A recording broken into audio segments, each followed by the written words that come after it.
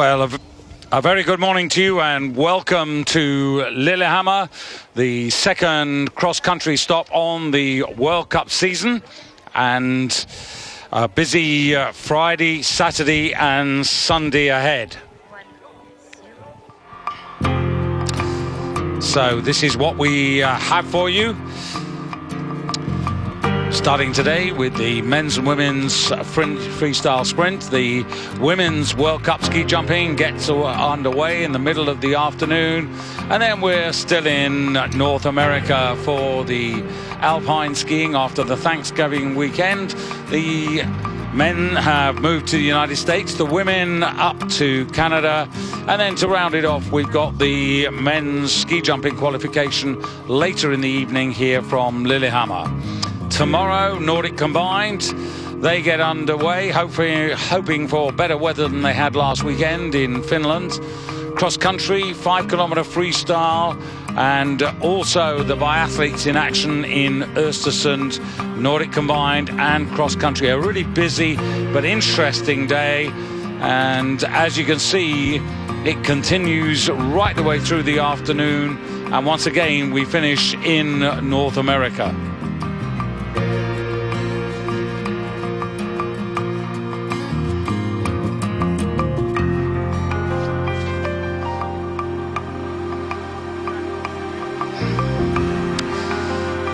On Sunday, Lillehammer concludes its 3 days of action, but into the mix comes the snowpipe, snowboard from Copper Mountain in the United States, the freestyle from Nakiska in Canada, more biathlon, and the final races from Lillehammer. Biathletes are still in Östersund, and the ski jumping on the big hill for the men. Early afternoon from Lillehammer, and then once again to finish our weekend we go back to North America. The men at Beaver Creek, the women in Canada at Lake Louise.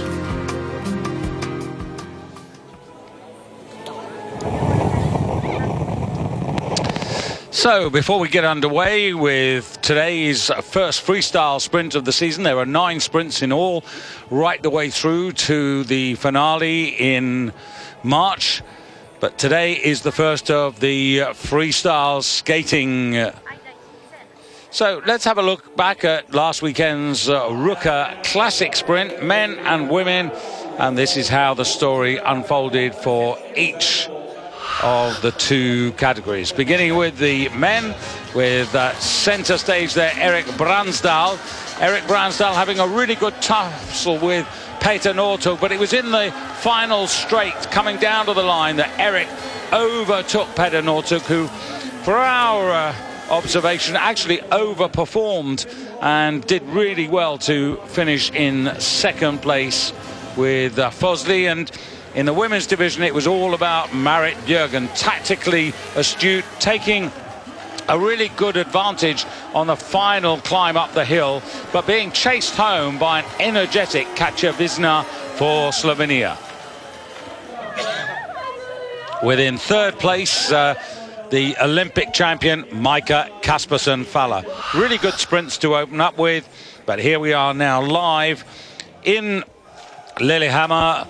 I'm David Goldstrom. Alongside me is Mike Dixon, and we're getting ready now for the women's freestyle quarterfinals after the qualification earlier today. We're going to take a short break and then we'll be ready for the quarterfinals. I can tell you Marit Bjørgen was the fastest in qualification, ahead of Ingvild Østberg, her Norwegian teammate. In fact, in qualification, the Norwegians had the 5 fastest performances.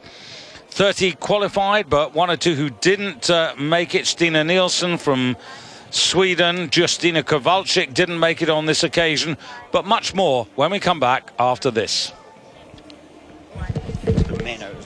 No, I've got them. Excellent. Well, a very good afternoon, and once again, welcome to World Cup cross-country skiing. Today, tomorrow and Sunday, we're in Lillehammer, the Olympic venue, of course, from 1994. Alongside myself, David Goldstrom, Mike Dixon, and looking forward to a really good freestyle sprint competition in which we suspect that the Norwegians are going to be as successful this weekend as they were last weekend in Finland. And this is just an appetizer that you can see here about Lillehammer and the atmosphere around this famous town.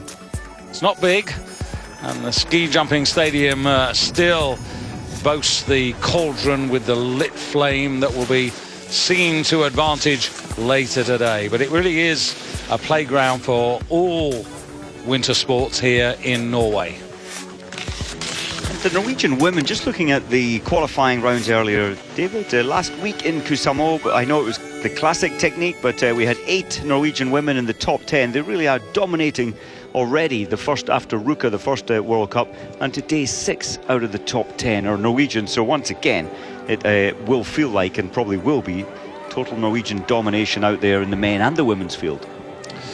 Well, Katja Wisner is accomplished in both disciplines, and in fact I would expect her to be able to, at least she'd be one of the athletes I'd be looking forward to give Marit Bjørgen a challenge. And coincidentally, she's actually drawn in the first of our 5 quarterfinals. A great sprint from you last and here weekend. she is.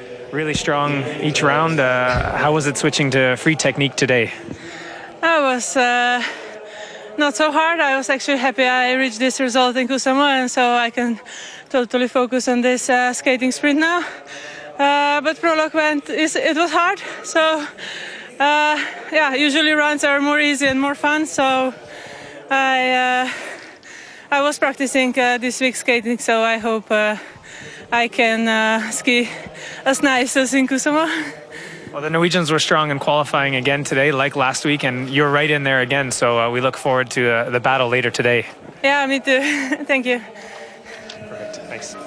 Mattias Strandvall of Finland, really strong performance from you this morning. Much different course from last week, a different technique. Yeah, how was the longer course for you today? It was quite hard. It was, as you said, longer. And the conditions are pretty much the same as we had in Kuusamo last weekend. Pretty soft conditions, and it makes it even harder in the uphills, but it's so soft.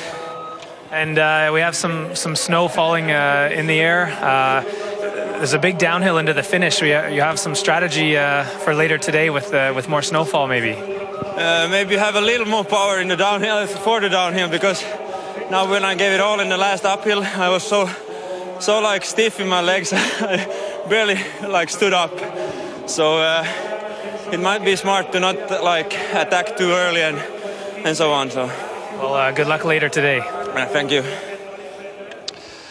Well, coming up now is the first of the quarterfinals for the women's sprint, and the biggest shock this morning was the failure of Kikan Randall to qualify for the quarterfinal stages, given that she's won 7 of the last 13 freestyle sprints. So that is the biggest shock in qualification.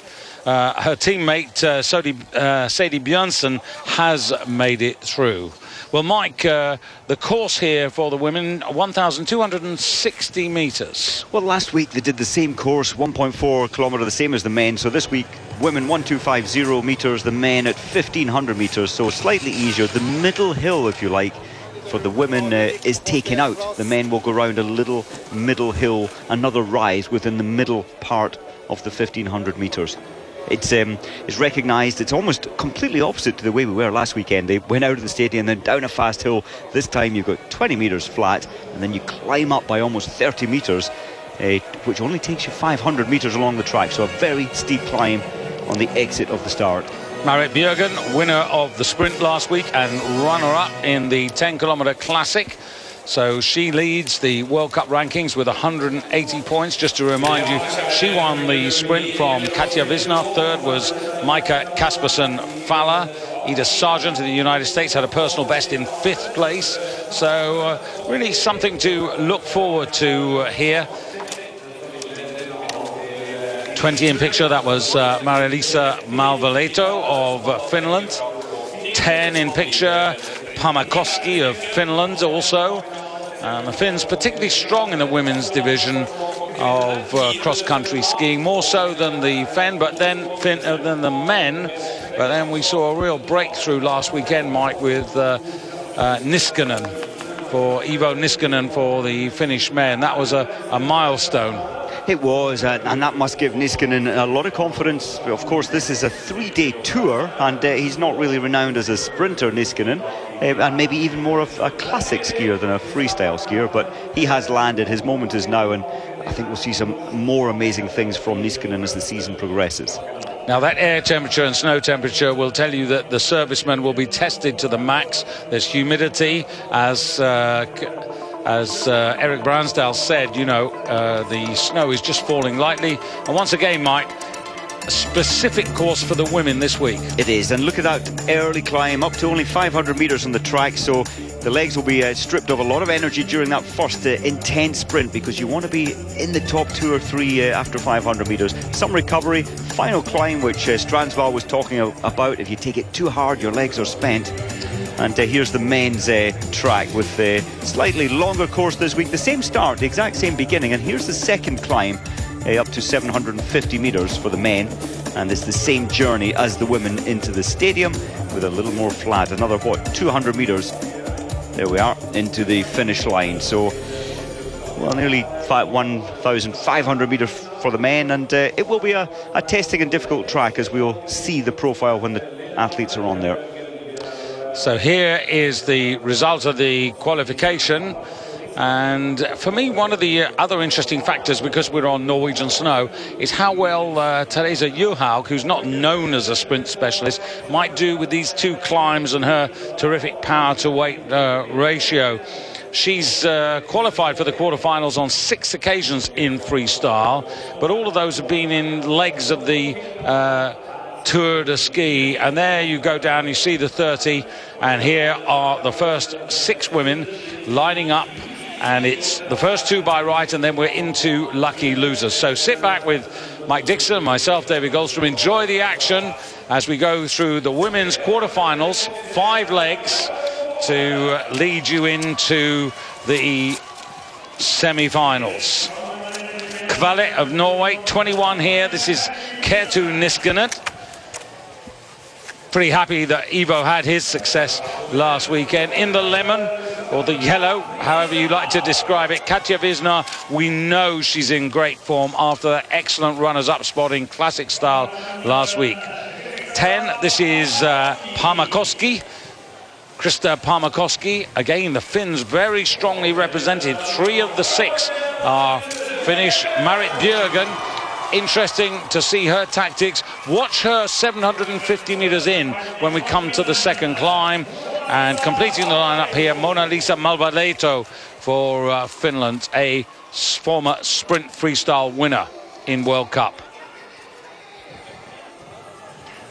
So 1,260 metres, an overcast sky, little bits of snow flaking around, not cold, an artificial course, and you can just sense the tension.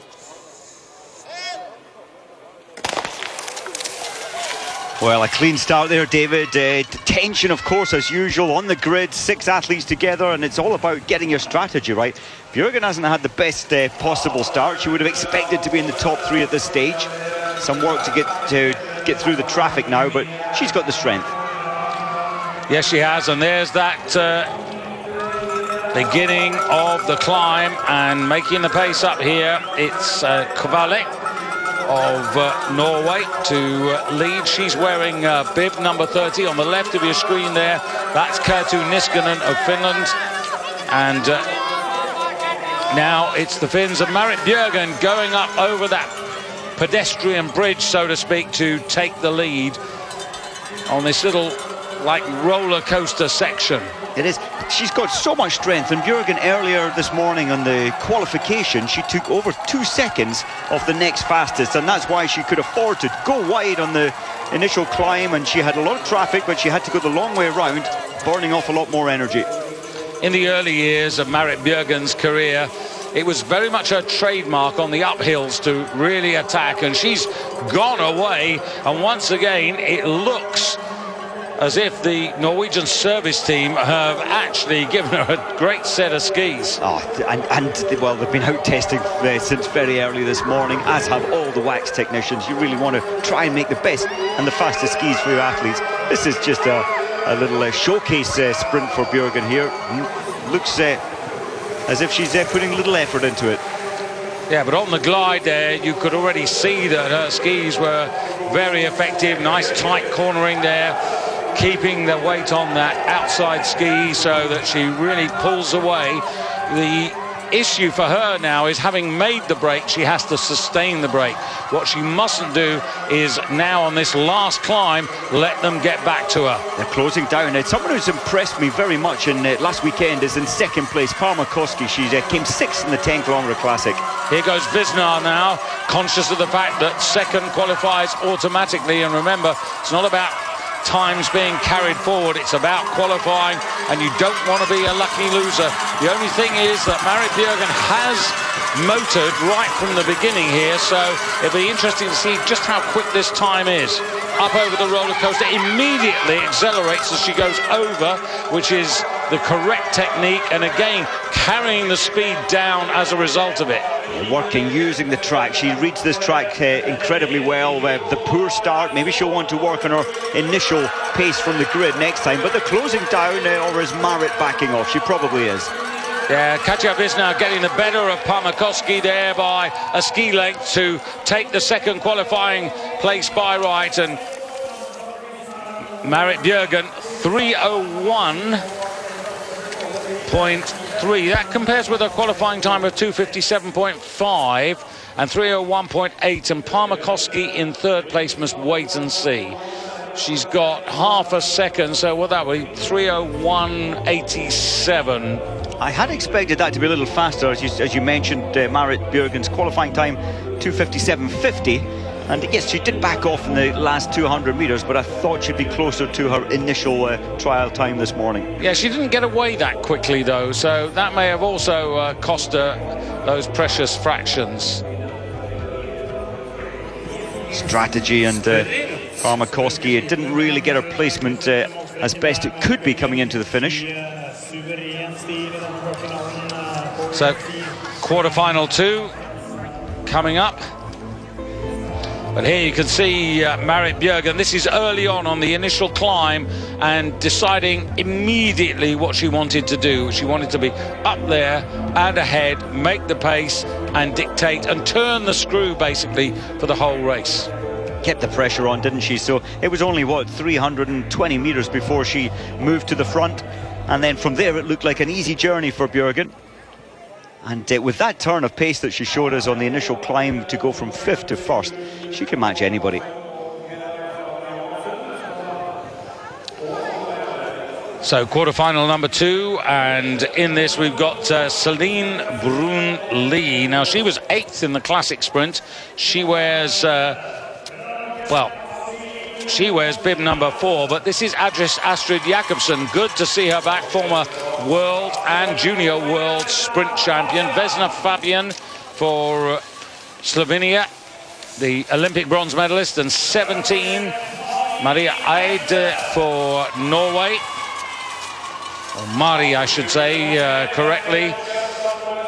And just underlining the strength in depth here, the Norwegians are a little unlucky here that they've got so many Norwegians in this particular heat. 4 of the 6. And here is Celine Bruun Lee. Well, you mentioned Norwegians. They're allowed to enter 15 earlier today into the qualifying, and 13 of their 15 athletes made the top 30. Yeah, Hannah Kolb for Germany. Hannah, who was 18th last week in the classic sprint, closest to you. Quarterfinal number 2. Fastest qualifier, Celine Bruun Lee, wearing bib number 4 in a time of 3:00.87. So she was over 3.3 seconds slower than Marit Bjørgen in qualification. But it is Vesna Fabian now who's decided to try and go out and dominate, being followed there by Celine Bruun Lee wearing 4, Hannah Kolb on the right for Germany in the black with the orange legs. And right on the extreme left of your picture, Astrid Jakobsen trying to come up on the outside, but now Celine Brunelli vying for the advantage. Recent form, David, at the very back. You mentioned her on the start line, Mari Eide. She had a great result last weekend in Yala, coming second in a very high-class sprint race. But at the moment, her tactics, she's just playing patient there at the back. There's nothing she can do at the moment to get through. In fact, she's looking like she's struggling with the pace. I did expect her to qualify in the top 2. Celine Brunelli's got a really nice rhythm there, and the weight's going nicely down and through on the skis there. Vesna Fabian, who should be a little happier in the freestyle today, certainly as they go under the bridge there, the first two with an interesting advantage over the rest of the field. That must be, what, 5, 6, 7 meters now, and they're going away. And again, Norwegian skis, certainly Celine's, look to have been well prepared. Oh, they definitely are gliding well. All the Norwegian skis are prepared, and the stone grinder structure on the base of the ski, they've tested them for these zero conditions. By calculations, the early part, the first 500 meters, some 1.52 seconds faster, so they really have gone out fast, and which maybe will indicate the Eide can pull back something as they will slow down a little at the front. Well, Celine just pushing on here, and 7 coming in to play.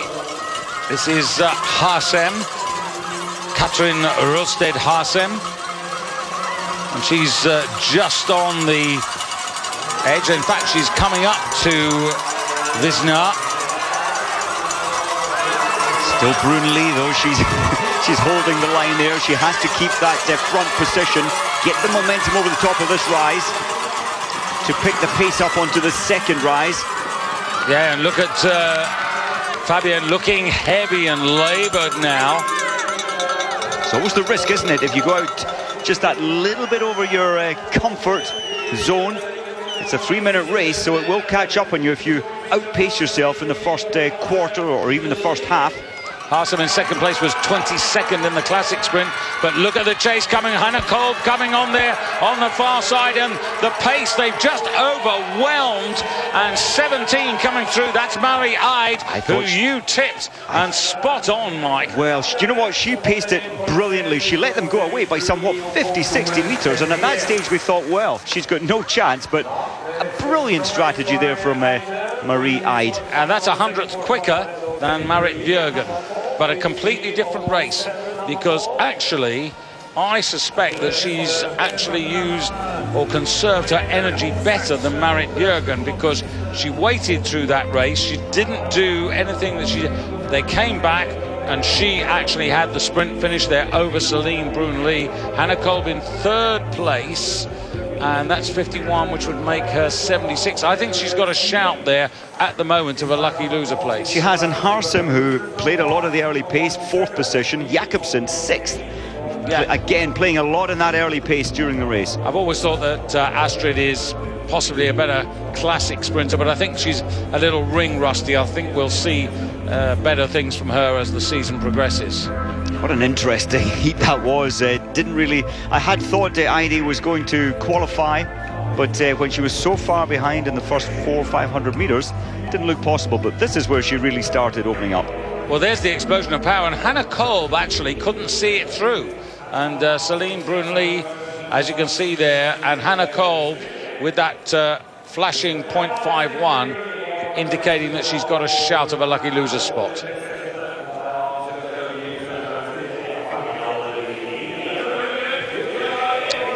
So quarterfinal number 3, and the fastest in this particular quarterfinal, the one and only, well, I say one and only, there are actually 2.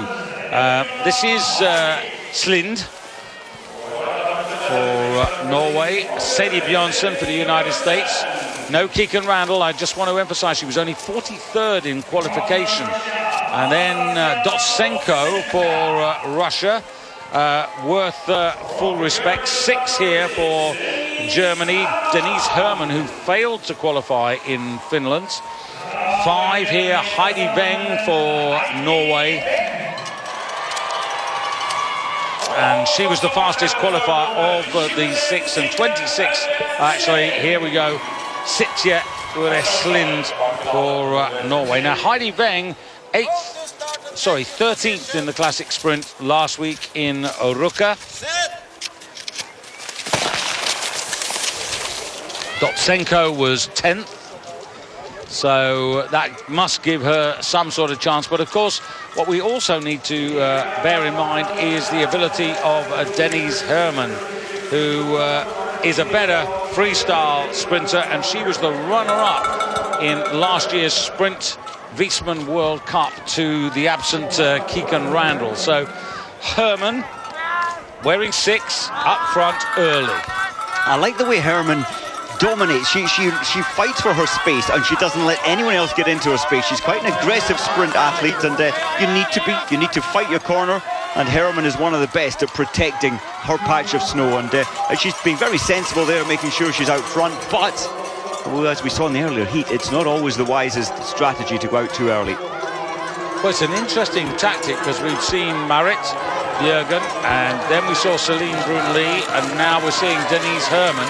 So clearly there's something that's gone through the planning stage that has suggested to these women that actually attack from the start is a solid policy, and Denise Herrmann there with 15 meters advantage. Well, it is the safest policy, isn't it? If you're in a tangle with other athletes, you open up to some risk aspect coming into your game, tripping over the athlete beside you, their ski poles or their skis. If you're out front, you're totally in charge of what you're doing, and that's with the good form and the bib number 6 in qualification. That's why Denise is quite comfortable out front. Dotsenko in second place there, being chased, I think, just trying to pick that up there.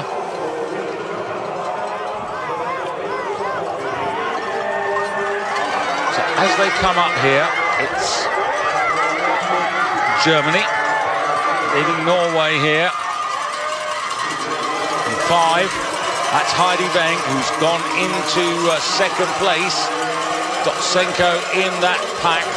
It's the Polish athlete who's right at the back there, Markish, who at the moment is the one who's struggling, but can Denise Herrmann hang on here? Dotsenko's fighting hard, but she's on the wide, on the less good racing line. She has to nip into the right-hand side now. She's doing just that. And Slind, wearing 26 in the non-national club uniform for Norway, is actually in third place as they drop down, swing round this big right-hander. Now Heidi Weng closing, skis running just that little bit more efficiently than Denise Herrmann, and she's closed to within a couple of meters, and now she can strike, and she'll be looking to do just that to get a better position in the semi-finals, and that is power pace, and she kicks in the 6th gear, and she takes the victory away from Denise Herrmann, who faded. Who's going to get third place? That's inside 3 minutes. Well, that is the fastest of the quarters. Third and fourth athlete there, maybe a chance to move through into the next stage, the semi-finals. 3 and 4, and the time 3:02.7.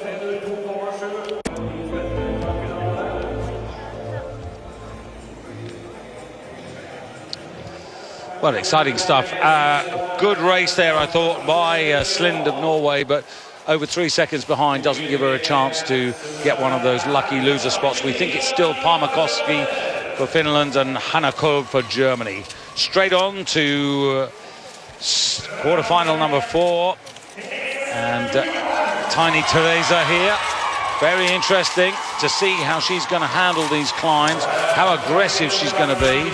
19 and Kilonen. This is a hot quarterfinal here for freestyle sprinting. And there too, Ingvild Østberg, who led the time trial, the quarters, the semi-finals, but missed out on the Ruka Classic final and finished 4th.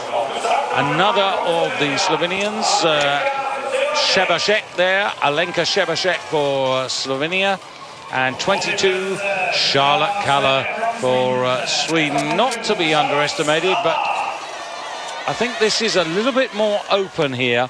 But Østberg, on what we've seen so far, is going to try and make this surely from the front. I think she will. Kalla, well, not renowned out-and-out sprinter. She has been in the past, but it's 7 seconds slower than the early time trial, the qualification behind Marit Bjørgen. It's fast. It's furious from the line. Wearing 2, Ersberg right up there, and indeed making the best of her way already. Charlotte Kalla, well, interesting to see what she can actually achieve here. Ingemar Dotter as well, didn't give her a mention. She wears 29 and she's right up in the front line. Powerful athlete. She's so strong, but can she handle this pace? That's only 30 seconds gone, and it's been extremely hard work to this point. They're just vying for position, wanting to own the snow at the front. Very different track to last week. Of course, they had almost half the track last week was on that big fast descent from the stadium. So effectively just a minute and a half race. It's 3 minutes of all-out battle today. It's very interesting for me to see Ersberg being taken on, because this is something she got her own way really last week in Ruka, bar the final, but now her energy is being tested by the strength of Dotter, and you can see Charlotte Kalla's moved up into 4th place. Kalla's just, well, she tried to go with that early pace, she couldn't, but she's picking up her momentum. She'll stay in the fight. And Therese Johaug now in 3rd place. So Norway, Sweden, Norway, Slovenia, Sweden, and then right at the back, Ann Kolonen for Finland there. So Ersberg finally gets to where she wants to be, but is being hunted, and also stalking there is Therese Johaug. How much sprint pace would she have in the final 100? Well, she's worked a lot, David, this summer. She's worked on 2 aspects. Her classic, and she took her first ever classic individual victory, well, last weekend. She's improved so much, and she's improved in her sprinting. She's worked hard in her sprinting, and she took the best race line round that last bend, which placed her nicely for a slingshot up this one. And here goes Tiny Teresa with that very high tempo, trying to come up on the inside of Ersberg. So Norway 1, Norway 2, following Ersberg on the right. That is Ingemar Dotter, Charlotte Kalla into 4th, Shevasek in the yellow for Slovenia in 5th place, Ann Kolonen still at the back as they swing round here in Indian file. Well, surely this has got to be the fastest heat so far. Therese Johaug, Tiny Teresa, as you said, she held that inline, that inside line, and she was not giving way at all, even to Ersberg. And look at Johaug's skis on the glide there. She's just cruised up onto the shoulder of Ersberg, and the Swedes now attacking. Here comes Ingemar Dotter on the far side there. Charlotte Kalla in 4th place, and it is Ersberg showing her strength there. Very impressive, but it's Norway and Sweden 3:02. And Johaug just got that wrong. She did everything right in the first, 1,200 metres. The last 50 metres, she let her positioning slip, and dropping from 1st down into, what, 3rd, 4th, 3rd? Yeah, and she's over half a second back off the lead, and I think with a time of 3:02 and the earlier quarterfinals in 3:01, here you can see on the right, Ingvild Ersberg taking that from Ingemar Dotter.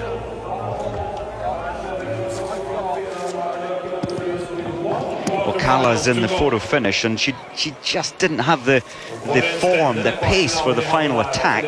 She did everything right. She came through in the last 100 metres to go.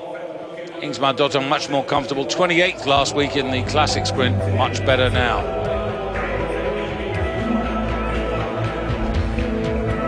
So here you can see, and maybe, you know, this is where this was a real grinding quarter-final. It was. Look at Teresa, the closest to us at the front. She put so much effort into that climb and just got her positioning. She stood up too early, I think. She wanted to carry her ski speed around that bend. It gave the others who were in the tuck position a chance to come round on the outside.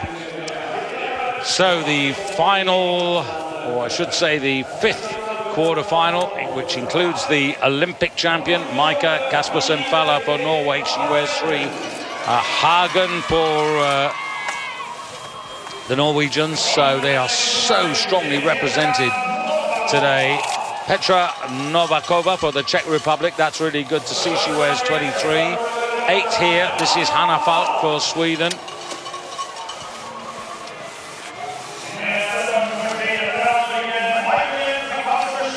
The Olympic champion Kaspersen-Falla, who was in third place last week, and Haga wearing 13 and 18, the bib that belongs to Riikka Sarasoja Lilja for Finland.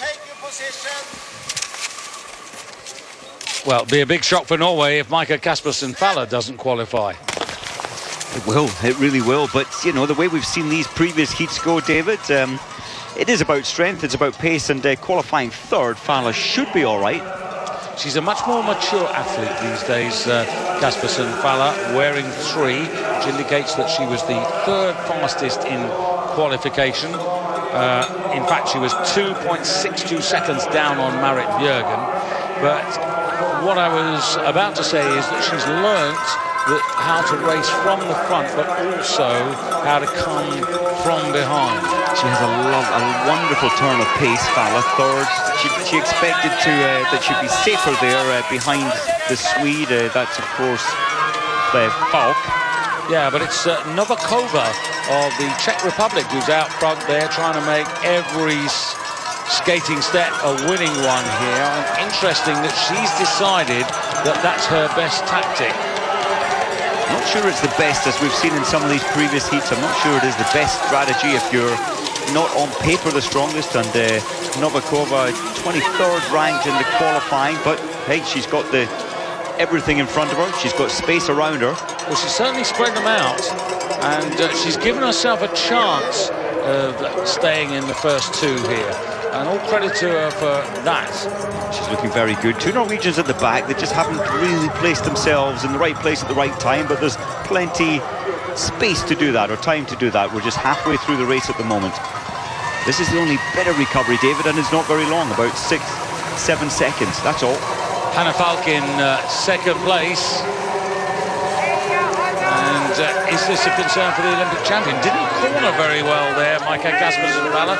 She actually gave away a meter. And so she's going to have to use her power now, which she is doing at this moment, to now come up on the inside, taking the same line that Teresa Johaug took, and being tracked there by Haga, her Norwegian teammate, on the close side, closest to you.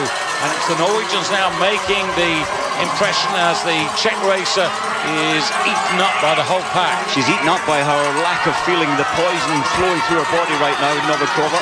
But she was brave to try and take it on. I think that Faller, she just turned the turbos on for the first time. She got space, she got a chance, and she really got the right line up the second last climb.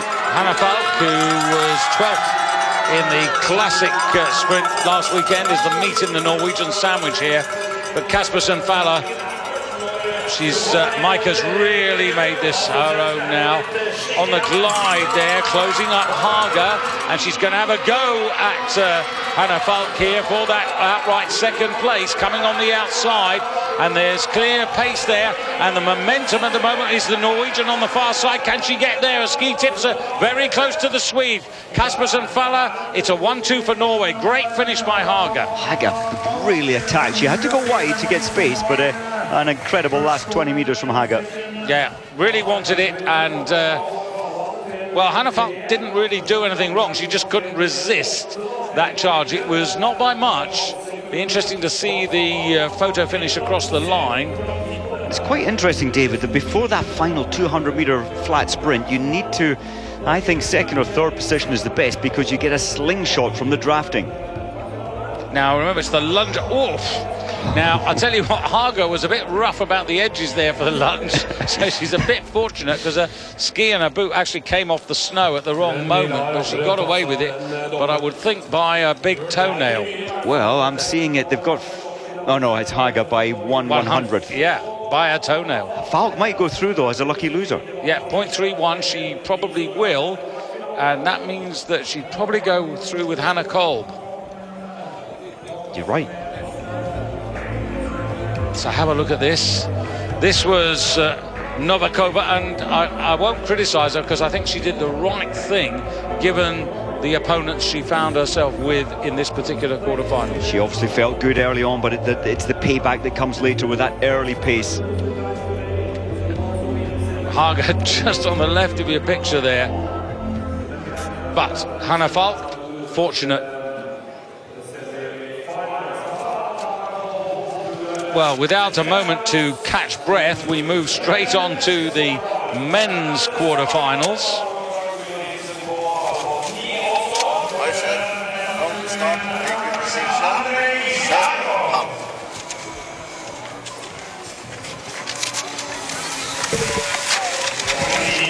This first quarter-final, 1,500 metres, so the longer course, and it brings together Bernard Tritcher, who was second fastest of these 6 men, Ustygov, who was the quickest, the Russian, then Stransval, who won. This is Matthias Stransval. It was Eric Stransval who won the sprint last weekend. Druhag of Norway, Larkov of Russia, and Legzhanin of Russia. So 3 Russians in the lineup. Go to start, take your position.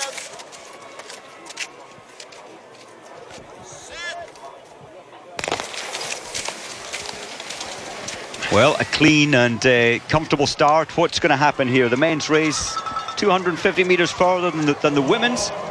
And again, they will have watched some of the women's heats and realised that being first here at the end of the first straight or at the top of the first hill doesn't necessarily mean that you're going to be first across the line. In fact, in most of these previous heats in the women, it meant the opposite. So the pace is a little more comfortable for the men up this first climb. Some 30 metres height gained over this first climb.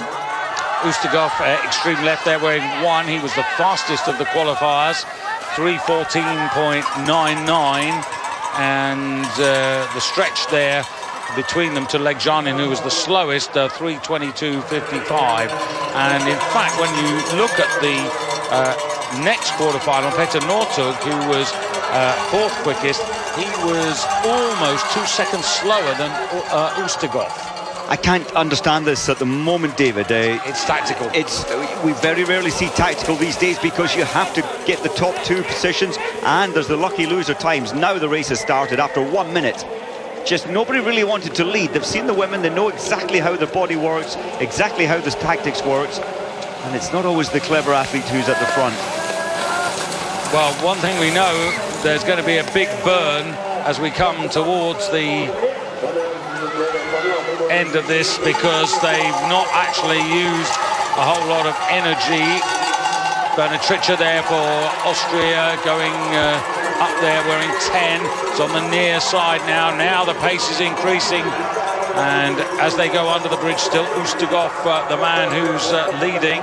Now that extra bit of track, that's the little hill and the very tight right-hander, which is the extra part of the track which the women don't go around.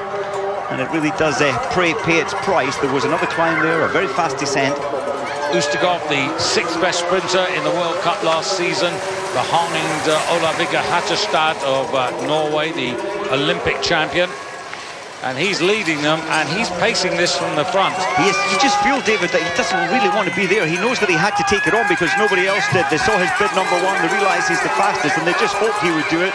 And I think that Ustygov realises it's not the best place to be. Finland, that's Matthias Stransval, but now Ustygov, who nearly had an unforced error there, and he is the man who I think has done something different here, because he's dictated the pace. And Bernard Tritcher now coming up, and again he just slows it down. Reminds me of how Petter Northug used to race, still does race. He plays around with the pace, and Ustygov has got the magic. He'll put in a big turn of pace soon. And very confident about his skis there, comes down. But I tell you what, he's looked several times, Mike, through this race, unbalanced. He's looked rough around the edges. Tritcher coming up on him as well. But there's the disadvantage leading. The rest have got this slingshot into this home straight, but I think Ustygov's got the pace. Larkov on the far side for Russia as well. Russia 1, Russia 2. Tritcher being burned off this at the moment as they come to the line. Well, Ustygov gets it, but that was a very odd and in some ways rough race. It was. I don't think Ustygov in the semi-finals, I don't think he'll want to lead it as he did this time. But a great job to hold his nerve and keep the pace going through to qualify. In fact, he did win it. He did win it, but you've got to wonder how that all happened. I mean, I don't think you can afford to race like that in the semi-finals. I think he still needs to refine. He's a very young and talented athlete, but he seems to put more energy out in these heats, as we saw last weekend in Ruka. He was going wide around corners as he is there, and then he changing pace again. But it paid off, and then he nearly slipped and fell there. Great athlete, though. Yeah, I mean, he's very much the new generation of sprinters. He's not so chunky as the likes of Krukov. Petchukov.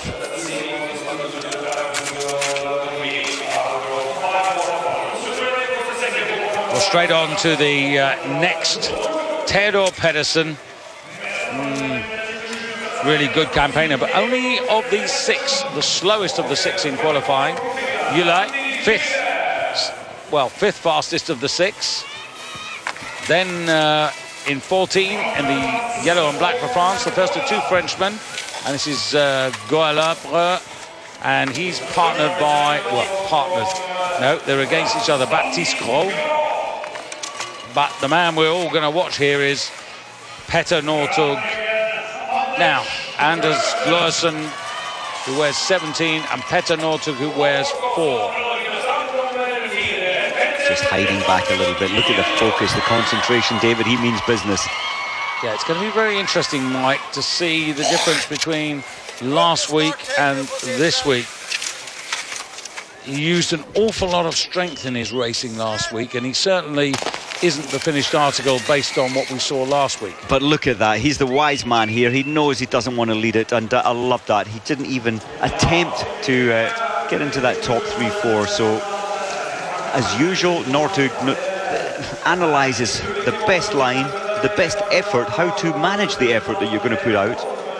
From the qualifying to this, the quarter to the semi, and then he'll be hoping the final. But of course, what he's doing, Mike, is to rely on his pace to come through the field. Remember, look at them at the moment. They're spread right across this 8-metre wide track, so he can't do anything at the moment. He's got to wait. Yeah, he knows that. He knows he just has to play the patient game. He'll be playing around with his own little attacks now and again. In fact, he's attacking already after 50 seconds. Well, the door opened, didn't it? And he said, thank you very much. He couldn't resist, and he did the right thing, because he wasn't expecting that. He just looked around, and now he's doing an Ustigov. He is very similar. They've got the same mindset, haven't they? I mean, I'm surprised that he wanted to go to the front now. He'll slow it down, but they don't want it slow. The rest of the pack don't want this slow. I thought that was an invitation which was impossible to refuse. Well, there he is, playing a little again. So he lets Anders Glorsen move forward. Maybe he just wanted his Norwegian mate to come through and to do the donkey work. This is the new part of the track, and you can see the fast descent there, David. You need to get the right race line, and that's on the inside, but going wide there, I think that was Jüli. It is. Closest to the camera, Jüli in blue wanting to move up the pack. Glorsen, who had 1 success in the World Cup sprints last season, and that was altitude at Davos. It was the first freestyle sprint of the season last year. The freestyle sprint coming that much earlier in the programme. First 2 through, and chasing them now, it's Theodor Pedersen. Don't write him off, the Swede. Theodor Pedersen, the 4th best sprinter of last season, when the title was won by Hadderstad, but in fact he's been 4th in the World Cup sprint rankings for the past 2 years, Theodor Pedersen. Northug knows full well, David, that now this is the important part of the race. I still think 2nd position or 3rd position is best at this stage, but he wants a clear line around this corner. He's not going to get it. Well, no, it's the Frenchman, one of the 2 Frenchmen, Baptiste Gros, who has gone for home. Now, Gros has to make this decisive, because as they come up here, remember, they're going to swing right-handed down and round before they swing left-handed into the finishing straight. Here they are, and he's really opened up, and he had that clearly in his mind of exactly what he wanted to do, Baptiste Gros, and he's really moved ahead, and this is exciting to see a Frenchman working like this. But now that effort being swamped out by Petter Northug, who looks left and right as they come in and a comfortable victory in the end for Northug, ahead of Baptiste Gros, whose tactics paid off, because that's 320.6. He's only 1/100th behind Petter Northug. Well, and this heat, David, just what, 200ths of a second faster than the previous one. And Northug, for me, looking in outstanding form. His strategies are all back. He's playing around with the pacing, annoying some of the other athletes maybe with that pace changing. But what a turn of pace from Baptiste Gros.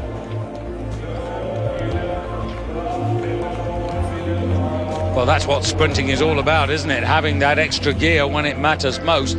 He went rather earlier than we expected, but he used the climb here to raise the tempo. And apart from Petter Northug, he had the rest beaten. Destroyed, and he backed off as well as Northug did towards the lines, conserving the energy, realising he was going to get through in the top two. 3:20.55 for Ustigov, 3:20.49 for Northug.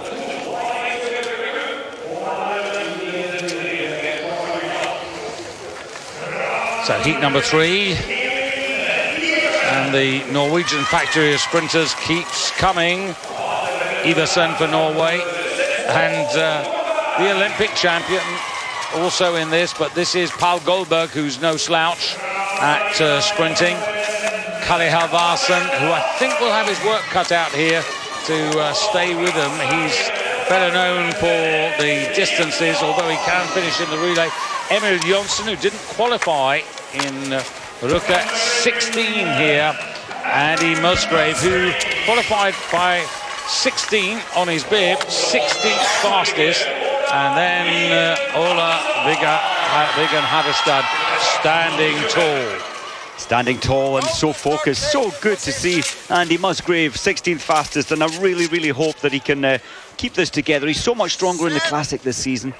Yeah, he did a 3:20.56. Now, just to put that in context, that 3:20.56 is only slightly slower than Petter Northug has just done in winning his quarter-final. It's enough. All that matters from 120 athletes earlier this morning, as long as you're in the top 30, then you're giving yourself a chance. And the pace that Andy Musgrave, there he is, from 6th moving up into 3rd at the moment. He's got the pace, he's got the desire, and I think he'll do just fine. 15, that's Emil Jonsson. Much happier. Bronze medalist at the Olympic Games. And Emil Jonsson moves into the lead. The pace is... everybody has to take note of Haverstad.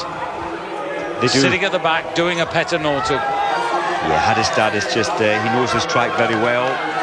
As they all do, they've been here on training on it for the last 4 or 5 days. So 26, that's Iversen of Norway, the youngster pushing him out. And Musgrave deciding that he doesn't like the pace and he wants to go up there. Now, has he measured his energy? Because he's really gone on the attack here, Andy Musgrave. Gone very early, but well done to him. It's a brave attack. He just wasn't comfortable in the traffic there, so he's just wanting to separate himself, possibly for this right-hander, just making sure he's safe and clear. I think that was the point, actually, that Andy was not happy and not comfortable at the pace and felt that he really needed to inject. So Emil Jonsson in 3rd place, 6th moving up there, that's Paul Goldberg as well. Still at the back, Haverstad, and now Andy Musgrave finds himself with company as they go under the bridge.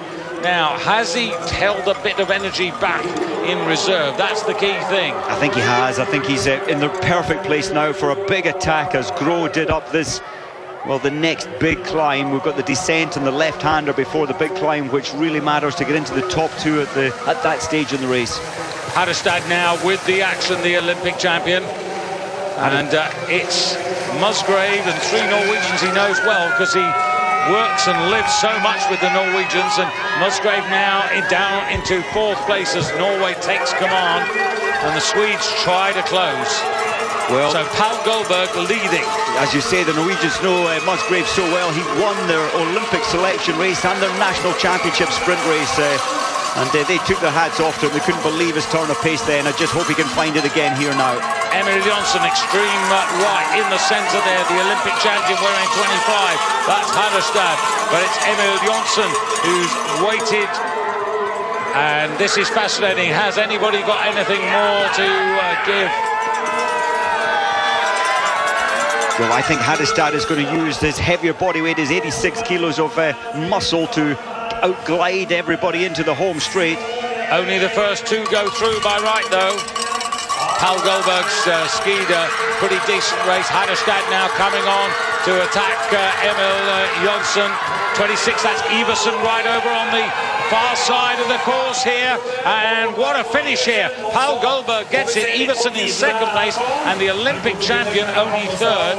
And we wait for the time. I think it's a good time, David. I think that's going to be faster than the previous two heats. Now, Paul Goldberg was in the right place and actually kept himself out of trouble. So there's photos for the first four home. Now, Goldberg-Iversen, that's an exceptionally good sprint from him. And then you can see Hadestad out-lunging Jonsson, looking for a lucky loser spot. And the earlier part of that race was much faster, so I think that at the moment we'll get the lucky losers out of this heat. That said, there are still two more quarterfinals to come. There goes Andy Musgrave. Did he put too much out too soon? I think he did the right thing to just make sure he was safe there, but he allowed the pack to block him out when it mattered most at this stage in the race. I think if you're going to make a break like that, you've really got to make it big and decisive. 3:18.56. So, Mike, you're absolutely right. That is by a long way. So the Olympic champion at the moment's got a hand on a lucky loser spot, and so has Emil Jonsson.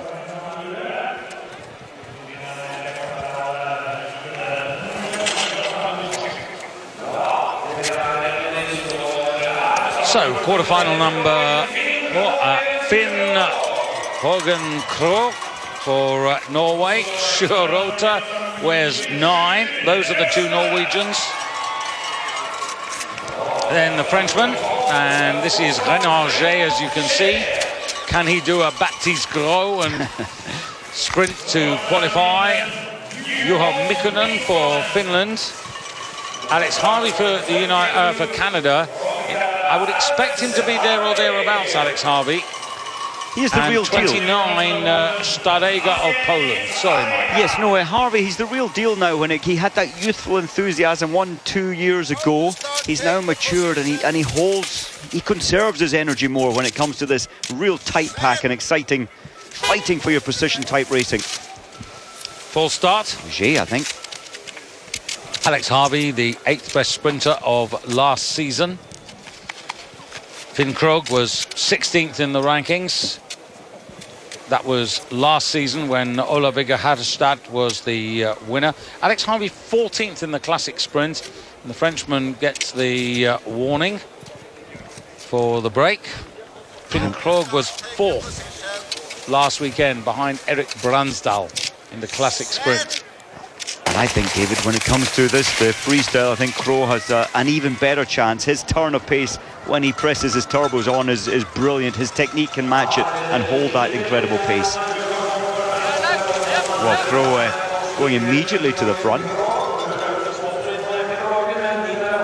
Stadega just on the inside, closest to the camera from Poland.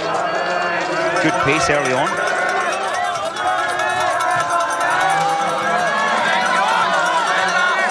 And there's no doubt that the extra length of this course, 1,520 metres, has made it just that little bit more fascinating in the men's competition. Just made it a little bit more tactical.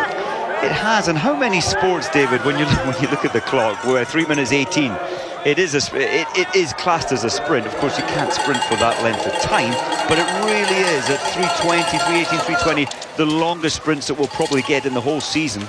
And I think one of the tougher courses, because you're just not getting much recovery.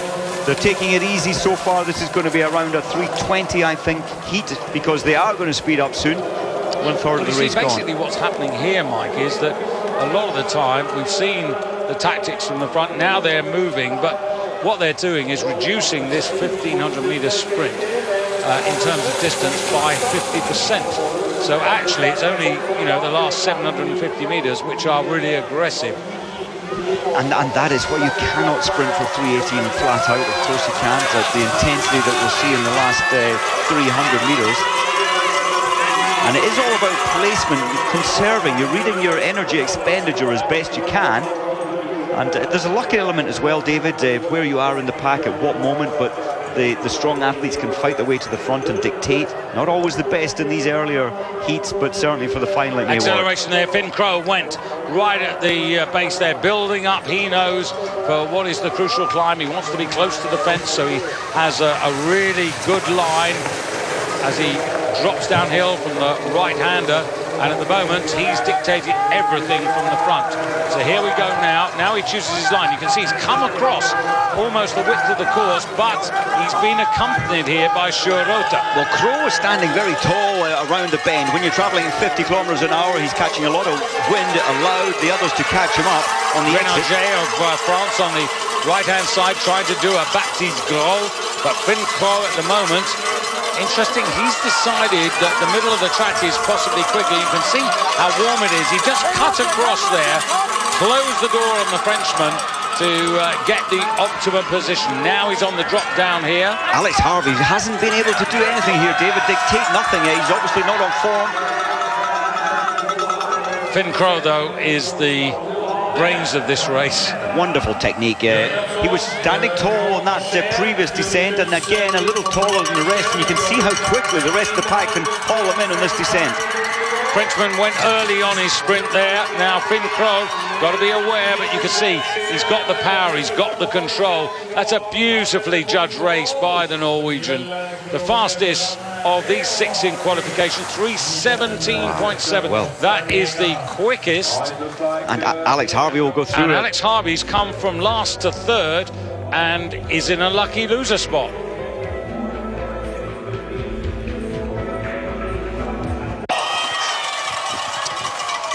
Well, Erik Bransdal, you saw him wearing the yellow bib. He was successful, of course, last weekend in Ruka. Martin Jonsrud Sundby, the World Cup champion of last season. Yevgeny Belov, who's a little bit like Ustegov. He's a real rising talent. 28 here, David Hofer in the red of Italy, but no back number when it comes to sprinting. And also in this Vilniusiainen for Finland in the lineup. 2 Norwegians, 2 Russians, a Finn and an Italian. And away they go. Good start, very equal between all of them. Hope we see that again. I didn't really figure out what happened to Jonsrud Sundby. He didn't have a good start at all. Was it intentional? Was he trying to do a Northug and not bother about this early pace? Well, you won't find Jonsrud Sundby picking up too many sprint points, but I say that he did pick up some points in races 4 and 5 in the second period of last season at Oberhof and Lenzerheide that were part of the Tour de Ski. Yeah, and he's certainly improved. Remember, it was only 4 years ago when his skating was very poor. His classic was excellent. He spent a whole summer working to improve his freestyle, the skating, and that's when he landed the last couple of seasons. In fact, he won all 3 of these mini tours last year, David, which is an outstanding performance. So it is Petukov, who's leading the way here for Russia. Again, trying to dictate.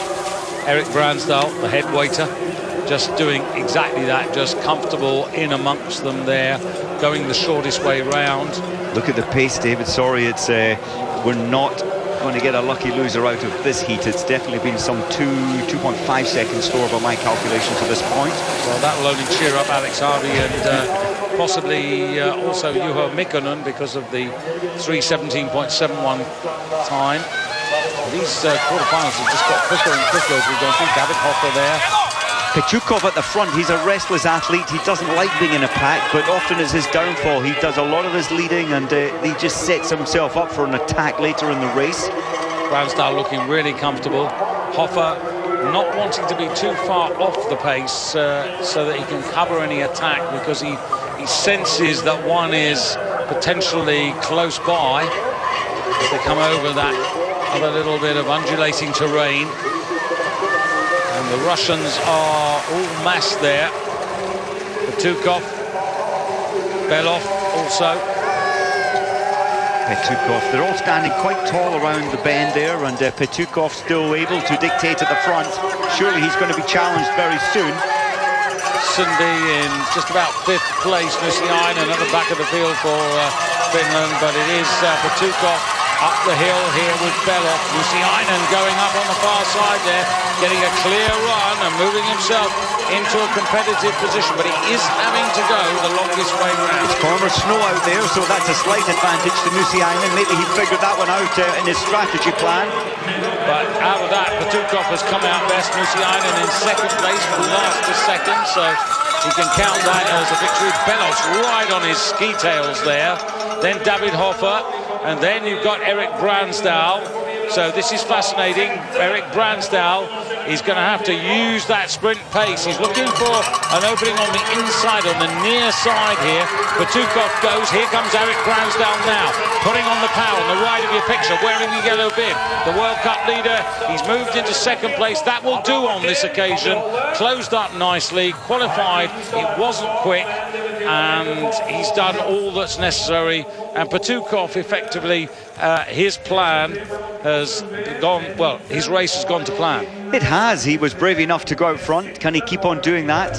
It is 2 seconds slower, and they lost most of that 2 seconds in the first minute 15 of racing. But he looks very strong. He looks very comfortable. Not sure he can get away with leading the semi-final. Bransdal coming through there. Jonsrud Sundby in 3rd place. Then Belov, Nusiainen and David Hofer to complete the lineup. So Alex Harvey and Juho Mikkonen from the 4th quarter-final, which was won in 3:17.71 by Finn Krogh. Those are the lucky losers. There's Nusiainen going up on the far side. In the end, it didn't pay off for him, sadly. Bransdal will be happy. Through 0.12 behind.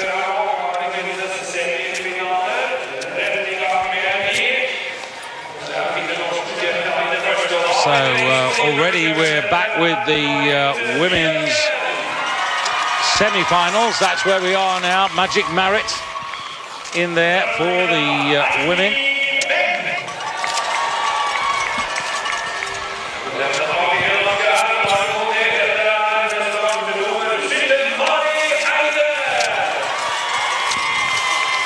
Mariaid, really strong finish from her. Celine Brunli, beginning to look like the Norwegian nationals. Well, Katja Visnar may have something to say about that, but she's in a hot heat here, and completing the lineup here, Hannah Kohl. So Germany and Slovenia. Go to start, take your position. Set.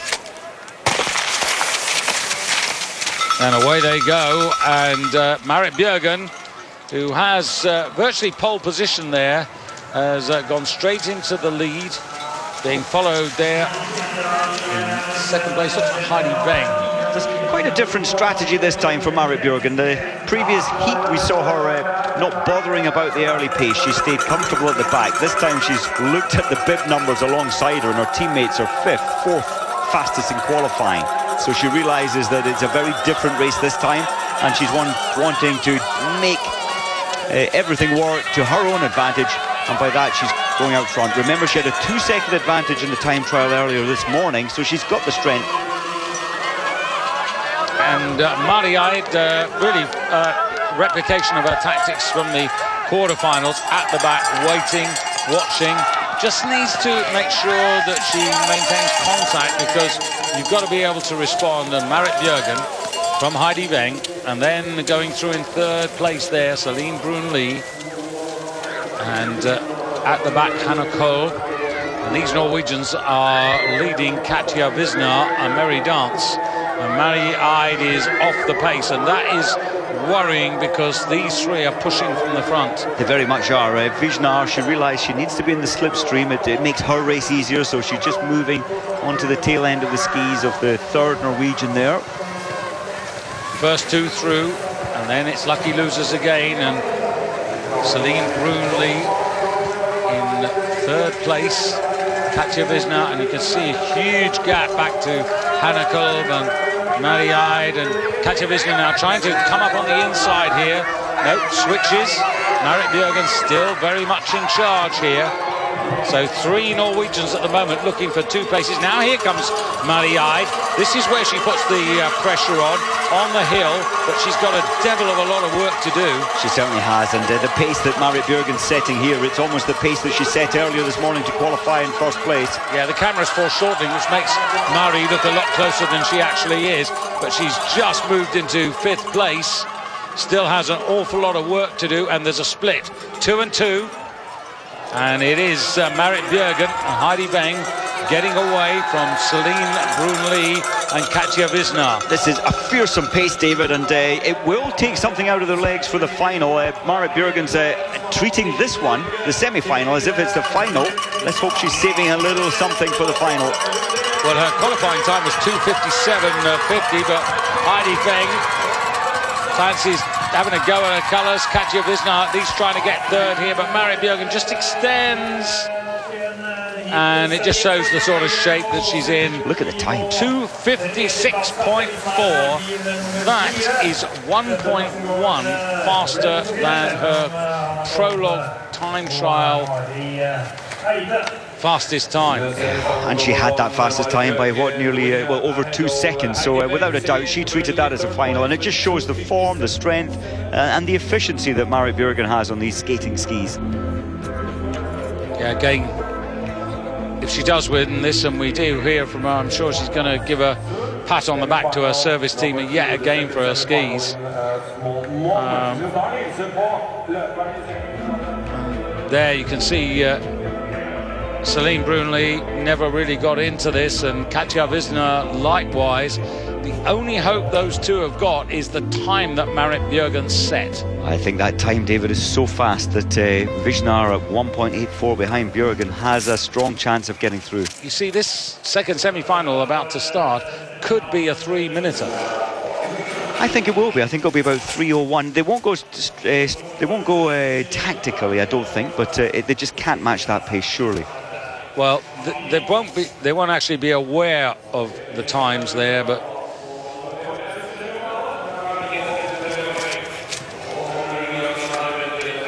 so every chance we're going to see 3 Norwegians from the first semi-final in the final, and we've got a couple more here. But first of all, Ida Ingsmarsdottir. I really admire the way that this young woman gets herself ready for the season. I think as the season goes on, she gets better and better. Haga, brilliant finishing sprint to qualify from the quarterfinals. Østberg, I will not be denied. I think that's what she's got in her brain. Lovely fighting attitude. The Olympic champion. Then Denise Herman. Could be interesting here. Is she going to try and lead again? And Hannah Falk. Well, what a lineup that is, David. And I think Denise Herman, she's just always so composed. I think she'll give them a good run for their money. Well, is it going to be Herman, or is it going to be Østberg who get the early advantage? Herman normally tries to, but she's not fast enough there in the double poling. In fact, slotting into last position. 2 is Østberg. And you can just see she has such dynamic in the way that she puts those skis down and through the snow. And I know she spent a lot of time on her strength, on her legs, and you can see the wonderful spring, the power on bib number 2 there, Østberg. I think an improved, and her hamstrings of the back part of her leg, they're much deeper, much stronger this year. And Ida Ingsmarsdottir going up there on the far side yet again. It's interesting because Ingsmarsdottir and Østberg were in the same quarter-final, so it's a sort of renewal, really. 3 sitting behind there, that's Kaspersen Faller, who's a lot closer to the action this time. And 6 coming up there, Denise Herman now. She's just, Denise Herman, I said at the start, she's so composed. She wasn't too flustered there to get off the grid in last place, but she's had to work to go from 6th up into, 2nd place at the moment. I like her style. Haga at the back, clearly we're going to rely on that finishing pace that she has. See whether she can come through. This track is wide you've got a good 8 metres, particularly as you come into the stadium. So it really does give an opportunity to attack. It does. We mustn't forget the two Swedes, of course. Ingmarsdottir, you mentioned Falk as well. Now, we know they're both very strong, and Hannah Falk has got a very good turn of pace when it comes to the final 200 metres. So here we go, crucial climb. Now, Kaspersen Faller on the far side there in 2 skate steps came up alongside Østberg. And there you can see at the back there, that is Haga. She's trying to come between the two Swedes. Just making sure she's making a little bit of ground now. She's conscious of the fact that she wants to be not worse than 5th, but possibly even 4th. As she gets to the top of the rise here. Still Østberg plodding on, but it's Kaspersen Faller showing her Olympic form here. And she has saved all the way through those quarterfinals and has come through now really nicely. Hermann in 3rd place. Kaspersen Faller is pushing this on now. Østberg in 2nd place. Denise Hermann 3rd. And I think these two Norwegians could well be away. Here comes Østberg. She just will not be denied. She's got the pink headband. And Kaspersen Faller's got the white. Here comes Hermann on the glide as well. Now they're into full sprint now. 2 Norwegians and a German away. Kaspersen Faller. Østberg being overtaken by Denise Hermann. And Denise Hermann coming back, and it's going to be, whoa, can't really tell there. Hermann gets it from Faller. Østberg, but it is over 3 minutes, and for me that is going to let Celine Brunli and Katja Wisner into the final. I cannot understand, David, why Østberg didn't own her patch of snow. She so easily allowed Hermann to come through to her right. She should have gone much wider earlier, because Hermann now can block her off, which she does just a little. But this is the 2nd week in a row where Østberg has been found out in the final. She's got such aggression. She's going to have to manage her energy output a little better. I'm totally with you on that. She just got it so wrong there, especially in the last 150. Ingmarsdottir in 4th place, Haga, and then Hannah Falk. That's how they finished. But Denise Hermann cruised up now, considering she was disappointed last week. She didn't qualify in the classic sprint, but here you thought the 2 Norwegians might have it, but Denise Hermann applied the power at the right time. Østberg didn't have, she was just basically one-paced.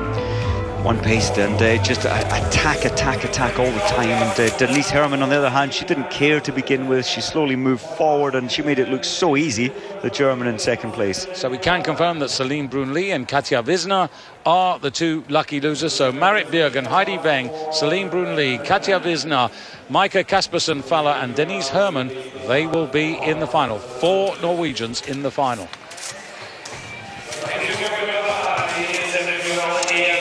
Straight on to the men's final.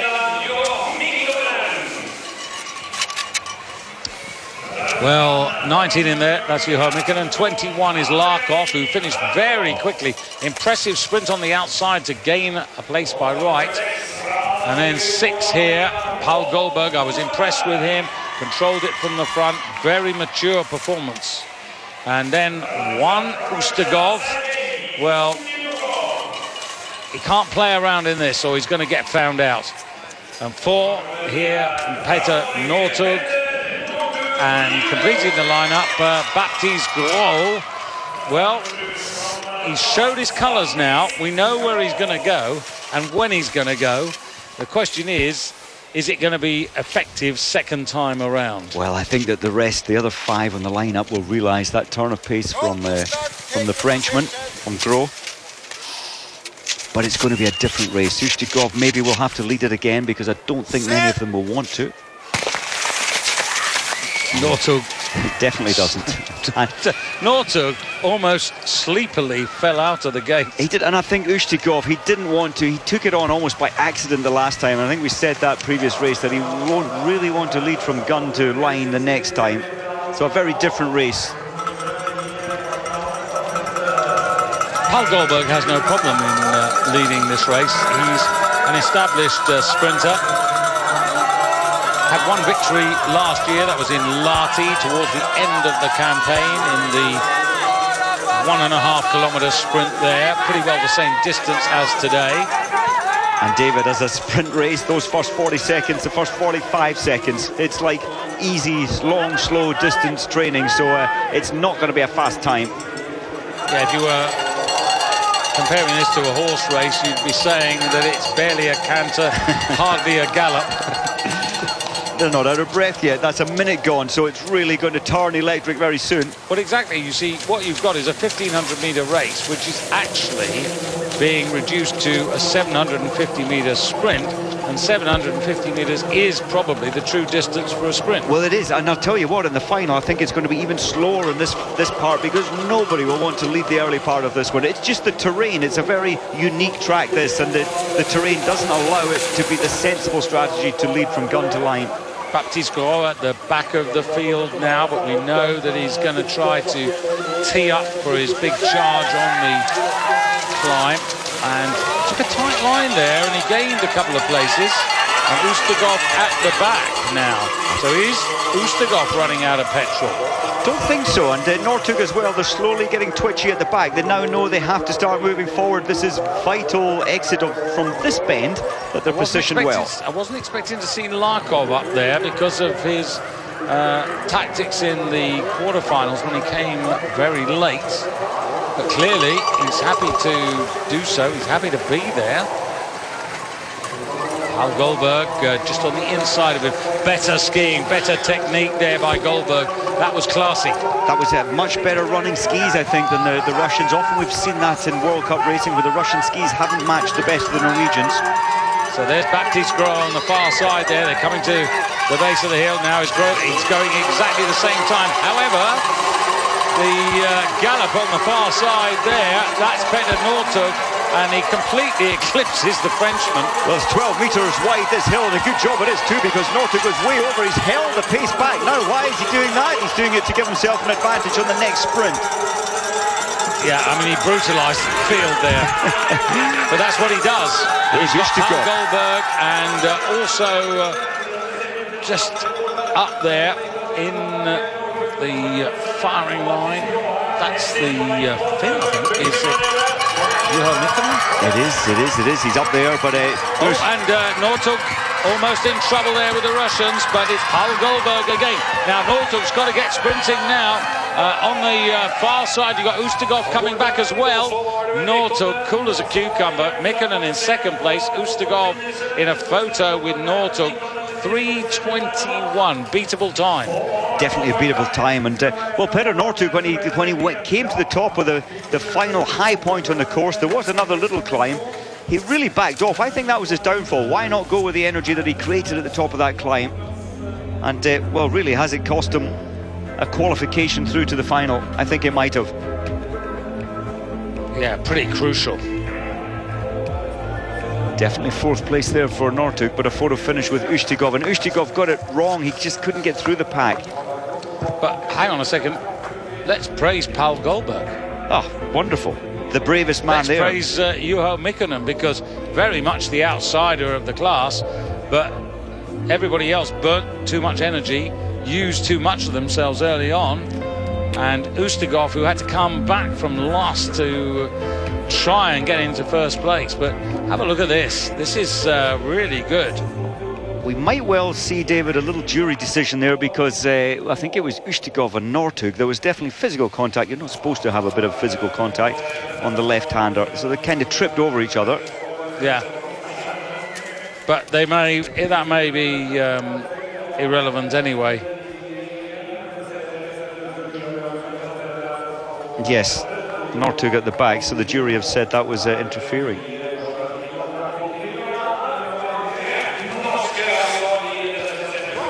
Well, on to the next, or I should say the remaining semi-final. Finn Krogh, impressive in his quarter-final, and he's got Norwegian teammate Erik Bransdal, but he's also got Patukov, who was the winner of his quarter-final, really controlled it. Erik Bransdal, who came second to him, and this time I think will be a lot closer to the final sprint. Ray Renardet. This is good for France to have got a couple of Frenchmen through to the semi-finals. That's very promising. Iversen and Alex Harvey, who We thought initially, looking at him, that he was a spent force, but he came through late to grab one of those lucky loser spots. That's why he's on the near side, the favoured side for the faster racers, those who did better in their quarterfinals. We've often seen, David, over the last few years that Harvey grows as each of these, as he makes it from the qualifying to the heats to the semis. He grows as each one of those he gets into. So now I think Harvey's a real chance for a top two, a clean top two this time. Eric Bransdal, very smooth in the yellow bib there. Joint World Cup leader with Ivo Niskanen of Finland. Bransdal won the sprint, and Niskanen, of course, won the distance race. And up goes Alex Harvey ahead of Petukov. Look who's at the back though, Crowe. The last time he had to lead most of it, and I think he's doing absolutely the right thing by not expending too much energy to this point, but he doesn't want the crowd to leave him. Bransdal's dropped back as well. He's quite happy for Iversen to go ahead of him. He will know about Iversen's form. He'll be pretty confident he can beat Iversen, but he's just got to make sure, like the other two at the back there, that they stay close enough that if Alex Harvey chooses to turn the screw again, which he might, that they can actually make up the necessary ground, because they are really spread out now. Well, but my calculation, David, they're about 1.8 seconds faster than the previous heat, so we have a chance of 4 athletes going through. If this pace continues, then we have a chance of the top 4 going through in this heat to the final. Bransdal not out of it. He's down in 5th place. You can just see, if you look at Bransdal, Mike, and you look at the Frenchman, you can see how much harder the Frenchman's having to work. He is, Jay is, at the moment, well, who knows, he might put a turn of pace like his teammate Gros on the final huge climb. And Alex Harvey is dictating this from the front. He is, I'm surprised. He's trying to conserve energy whilst leading. And Petukov is now breathing on his neck. I expected that. There's Crowe coming through now, and I think this is the brilliant strategy from Crowe, the Norwegian 3rd place at the moment. Stumbled a little on that bend. There's Crowe going wide. He'll go all the way wide like Northug did. Bransdal now beginning to put himself forward, so it's Crowe on the far side, Petukov on the near side. Then you've got Alex Harvey in white for Canada, 22. Bransdal extreme right of the picture, and he's got a lot of work to do, Bransdal, because he's not making that much impression on the climb. He's still only 4th at best. Love the strategy there from this man, Crowe. He played it so comfortable in the first part of the race, and now he's really into full flow. Technically brilliant. So Norway, Crowe leads. Petukov is in 2nd place. Then you've got Iversen in 3rd. Alex Harvey, Canada, in 4th. Then Bransdal with the yellow bib. He's got an awful lot to do from there, and he needs turbos on the skis there to come through. Remember, this we think is a little bit faster than the first one, but you can't rely on that. Here comes Bransdal, but he's left it very late to try and qualify, and it's Crowe who's impressive. Petukov, Iversen, Harvey, Bransdal is out of it. Well, but I think Harvey, the top 4 will go through, David. I'm quite sure of that. 7, so it's at least 1.25 seconds. Yeah. It's 1.28 faster. So when I look at that, yeah, they'll all top 4, and this one will go through to the final. Iversen well, Harvey and Bransdal are in a photo, so this is interesting. I ruled Bransdal out, but we couldn't see the angle there for the two of them. Is Bransdal going to be extremely lucky? We need to look at the finish very closely. Look at Crowe. He came to the front at the right time, leading into that huge climb, and he backed off a little, and still a good time at 3:19.53. No, Alex Harvey's got it. Bransdal is out. Expensive mistake by him.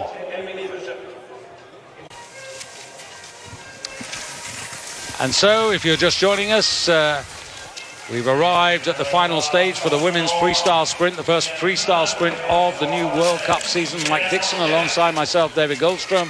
Magic Marit Bjørgen is very much in pole position. She looks like the one you should have your money on, but who's done too much? Who's not got any energy left? Who's going to be racing on fumes? Mike, have you got an instinct here about Marit Bjørgen, who might take her on? Well, is she your favourite? She is my favourite, but it depends on her strategy. Last time she led it, she won't want to lead this one, David. It'll be more tactical, and whether that plays into maybe Herman's hands or even Fala's hands. Kaspersen Fala, which is the biggest threat, I think. Wearing 5, Heidi Weng. 4 Norwegians in here, a Slovenian and wearing 4. This is Celine Brunli. The orange orange headband to distinguish her. The Olympic champion with the white headband and number 3. Certainly looking Won in relaxed. Drammen last year. She's versatile. 6, a much better performance this Friday for Denise Herrmann of Germany. And Katja Wisner, runner-up to Marit Bjørgen last weekend in Ruka, or I should say last Friday. And closest to you. But furthest away is the best position. As you can see, the course just moves to the right, so Marit Bjørgen furthest away. Now, what's Marit going to do, David? She's going out with some intent to take this lead early. Well, she has that pole position, so it does give her an advantage. And 5 following her there, Heidi Weng, that's a familiar move. Denise Herrmann is the waiter. She's decided to do very much the same plan, I guess, as what she did in the semi-finals, but she cruised through very strongly to win her semi. I think it's a very good strategy from Denise Herrmann, the dark suit there. Slower tempo at the back there by Katja Wisner, so she's been caught a little bit by the early pace of Marit Bjørgen. Well, the enthusiasm of the 4 Norwegian suits there at the front, I think we always knew this was going to be an attack from the line, and Marit doing the right thing, I think, but she's setting herself up to be attacked there from, of course, Heidi Weng at the moment, but I think Fala will come through, and I think, of course, Brun Lee will come through as well. She'll be able to stay with this pace. Well, they didn't get a clean sweep last weekend, thanks to Katja Wisner, the Norwegians, but who knows? Maybe they're going to get it this time, because they are away. Marit Bjørgen up there. We've got Heidi Weng and also Celine Brunli and Maika Kaspersen Fala. And those 4 have got a break on Denise Herrmann and Katja Wisner. Well, so this is very tough for the back 2 at the moment, because the Norwegians are really pushing this. They certainly are. I think a little tough on Bjørgen. Remember, she's there, she's setting herself up at the front, but she realizes she's got 3 limpets right behind her who at any opportunity will, certainly in her slipstream, but will try and attack her as well. She really tried to let the skis run out there, comes up on this near side. Now you can see Kaspersen Fala, who moves up there with Heidi Weng, actually, who moves positively. Kaspersen Fala's on the far side, just about in 3rd place now. And Marit Bjørgen, well, this is oh so familiar. This is like the early days of Marit Bjørgen. I can remember winning, what was it, the 2003 World Championships in Val di Fiemme.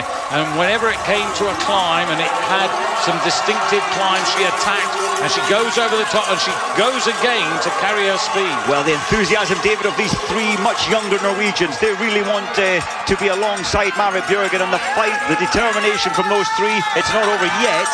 But they burnt off Denise Herrmann, who's been surpassed by Katja Wisner. And this is all Norway. 1, 2, 3, 4 as they come over. And this is all about Marit Bjørgen. 100 points last weekend, but can they close up on her? She's got great skis, but the Norwegian servicemen, they've also done a great job. Heidi Weng being taken on by Maika Kaspersen Fala. Also in there, Celine Brunli. It's the race for 2nd and 3rd. It's 2 out of 2 for Marit Bjørgen in the sprints. And a photo finish there between Brunli, Weng and, well, Fala they've given 4th place to. But what an amazing athlete, Marit Bjørgen. She set the fastest time, David, from the whole morning in the women's field. That was 2:55. Destroyed the younger athletes in the process, and she made it look quite easy.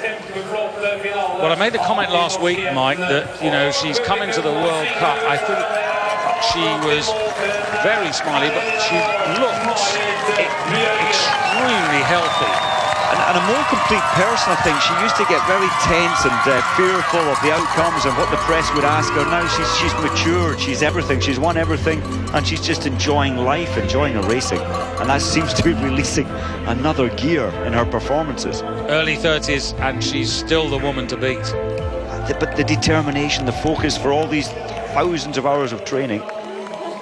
And Celine Bruneley wears 4. She gets the better of Heidi Weng. They're on the podium. The Olympic champion's only 4th, but it's so good to do it when it's on your own home snow. And you know, Marit Bjørgen, she is the reason why there are all these incredible young Norwegians coming through. They're desperately trying to stick in onto the tail end of her skis. They can't, but in the process, it's lifting the Norwegian team to an incredible level. Well, competitive is an understatement with Marit Bjørgen. Still the men's final to come, but a clean sweep. In fact, the first 4 all for Norway.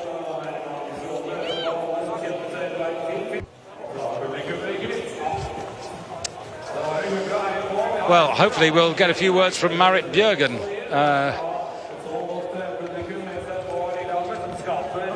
Men's final coming up very shortly. So Marit Bjørgen, the winner of today's sprint to start the mini tour here in Lillehammer. I feel like we have done this many times. What would you like to answer today? I am very happy today.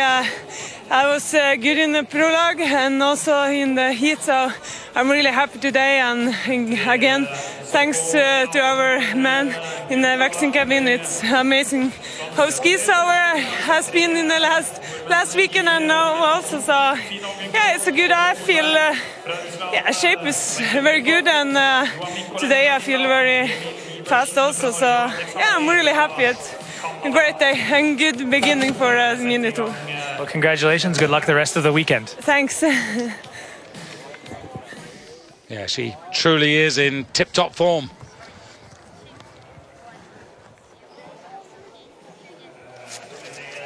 So, Michael, here's your choice. Finn Krogh, Paul Goldberg, no Olympic champion for Norway, Haderstad out of it, Patukov, who's been there or thereabouts, Mikkonen, who I think surprised us, Alex Harvey, who's found his way into the final yet again. He's good, and he conserved some energy last time. He did go out early. He someone had to take it on. He found himself at the front. Didn't really work out for his strategy, but he made it through. I still can't see, David, I can't see anyone beating Finn Hagen Krogh at the moment, as long as he doesn't lead it out. If he's in 3rd, 4th, 5th, 6th position at half distance, I think he has the medal round his neck. But if he leads it, it's going to be tactical, though, as we mentioned earlier. It will be slow. It will be very tactical in the early stages. Yeah, it's really looking like, as it was last weekend, potentially Norwegian victories in both the men's and women's sprints. But it's much more competitive usually in the men's division. In the 10 previous freestyle sprints in the World Cup and Tour de Ski stages, 10 different athletes have been successful. Finn Krogh, well, he won the Tour de Ski on January the 1st sprint. Peter Northug, Emil Jonsson, Anders Glersen, Kalle Halvarsen, Simon Hampton, Ustergoff, Alex Harvey, Haderstad, Paul Goldberg. They've all had a victory in the sprints. So, here we go for the lineup. Patukov. Well, he's been good today. He's been very good, and he's second place, Patukov. If it isn't Finn Krogh, it could be this man, Paul Goldberg. Well, his confidence must be really high, Juha Mikkonen. He's done nothing wrong. He's managed to, well, he was a lucky loser, and maybe even luckier that Northug was disqualified from that one. And Iversen through as a lucky loser, but hey, you know, he's there like Alex Harvey. So it's exactly the same with the women. Who is surviving on fumes? Who's got a couple of litres left? Alex Harvey, without a doubt, for the final 200 metres for me. If he's in with a shout, he's got the pace over that final 150, 200, but he needs to stay with it. So remember, this is the longer distance, over 1,500 metres. but it'll be tactical. Certainly for the first 750. Asked to stand up there, just leaning on the timing wands there. So the starter not happy. Prevented a false start, actually. Is he going to mark anyone's start gate? No, he's not. Go to start, take your position.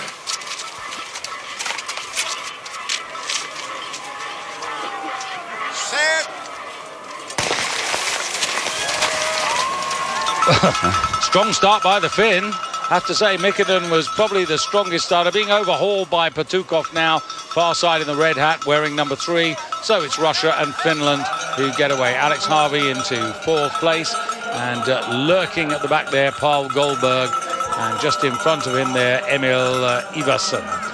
2, that is Finn Krogh, just keeping out of trouble on the far side.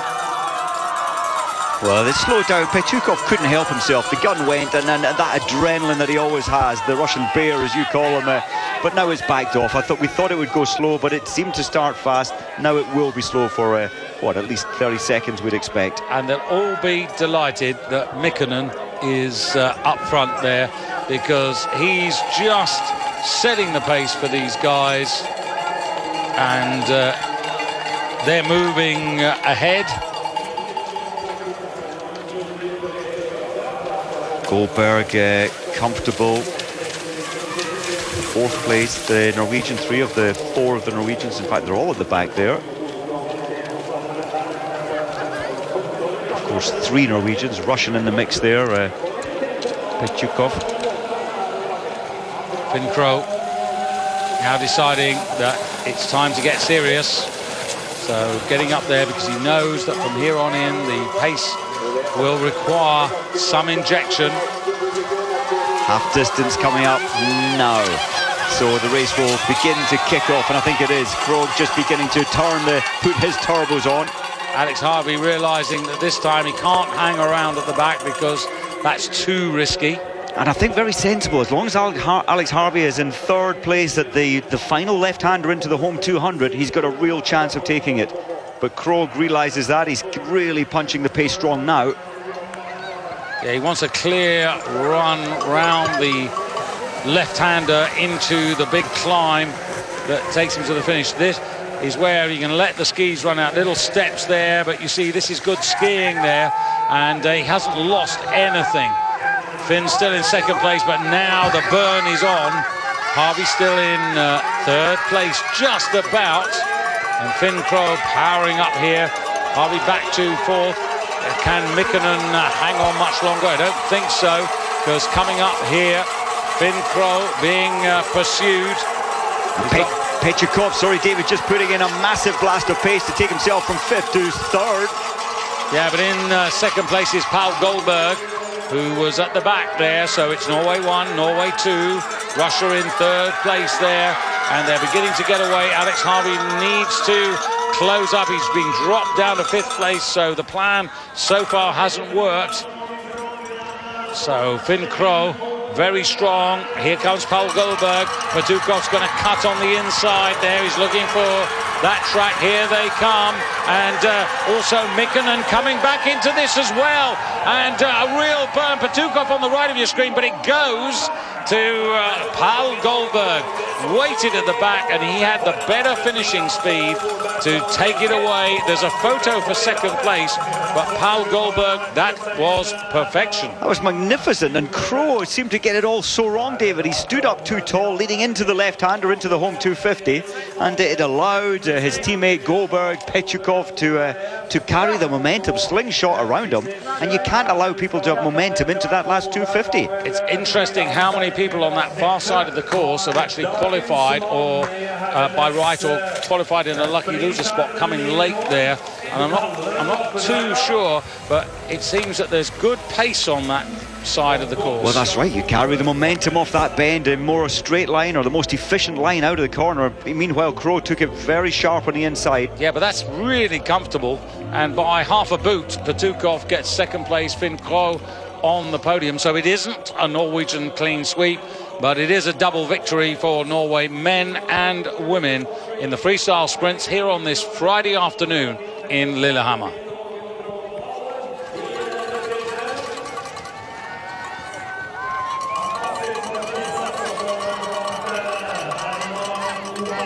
Well, good action this afternoon and a great appetizer for what comes over the weekend in this little mini tour that they've set up here in Lillehammer.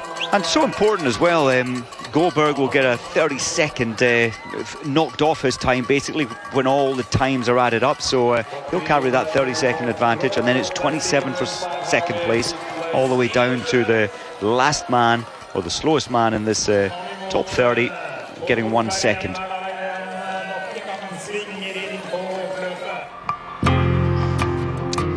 Well, just a reminder, coming up on Eurosport 2, it's the women's ski jumping from Lillehammer, the first of their World Cup events, and then it's alpine skiing across in America. Before we return to Lillehammer, you'll be able to see that at 11 o'clock Central European time. Highlights from the ski jumping qualification on Eurosport 2. That's the men's qualification for their big hill competition tomorrow. So a lot to look forward to today and plenty over the coming weekend. But Paul Goldberg and Marit Bjørgen, both from Norway, they are your winners on this Friday freestyle sprint day. Mike, well, outstanding athlete for me, got to be Marit Bjørgen.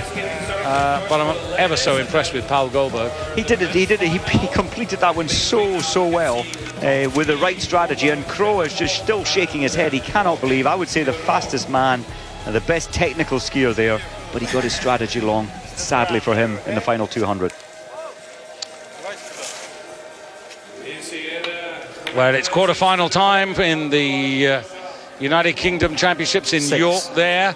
And that's taking over the action here on Eurosport International. But the women's ski jumping coming up very shortly on Eurosport 2. From Mike Dixon and myself, David Goldstrom, as ever, thank you for your company.